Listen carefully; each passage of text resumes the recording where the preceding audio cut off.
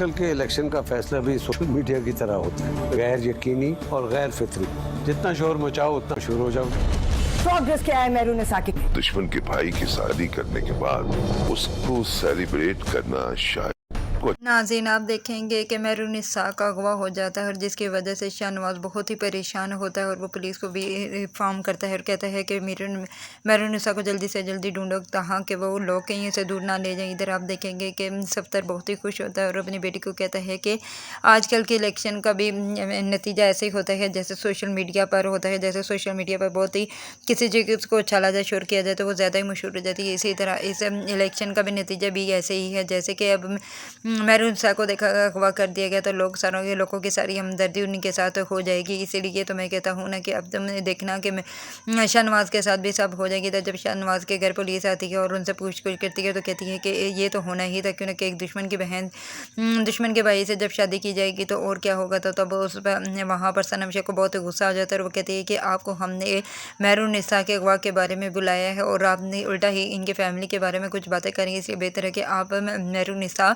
को ढूंढने पर कोशिश करें। तो उस पर जब वो वहाँ से पुलिस वाला चला जाता है और थोड़ी देर के बाद जब वहाँ से वो फ़ोन करता है शाहनवाज को कि एक लाश मिली है, अगर आप आ सकते हैं तो इसकी शिनाख्त कर लें। तो उस पर शाहनवाज को बहुत ही दुख होता है, शाहनवाज रोना शुरू हो जाता है और वो कहता है कि वो कभी भी मेहरून निसा की लाश नहीं हो सकती, तुम लोग क्यों ऐसे कह रहे हो, मुझे नहीं पता हो। लेकिन वो कहता है कि फिर भी आप आए इसकी शिनाख्त कर दें। तो उस पर शाहनवाज को उसकी माँ कहती है कि बेटा आप तुम जाओ जाके पता देखो तो सही, मुझे यकीन है कि वो मेहरून निसा की लाश नहीं हो सकती लेकिन किसी और की भी तो हो सकती है, लेकिन जाओ तुम शिनाख्त तो करो। इधर आप देखेंगे कि सफ्तर को जब पता चलता है तो सफ्तर भी बहुत ही परेशान हो जाता है और वो कहता है कि अगर वाकई मेहरून निसा मर गई तो मेरी बहन का क्या होगा, क्योंकि शाहनवाज का तो दिल टूट जाएगा। इधर जब उसकी बेटी आके मलाब के पास अपने बाप के पास बैठती है और कहती है कि पापा क्या हुआ, तो तब वो फ़ोन पर ये सुन रहा होता है और कहता है कि ये देखो ना कि सोशल मीडिया पर जैसे कोई बात इन्हें मिलती है लोगों को तो ये किस तरह उछालना शुरू हो जाते हैं। अब इन लोगों को मेहरून निसा की बात मिल चुकी है तो तुम देखना कि इन सारी हमदर्दियाँ इन लोगों की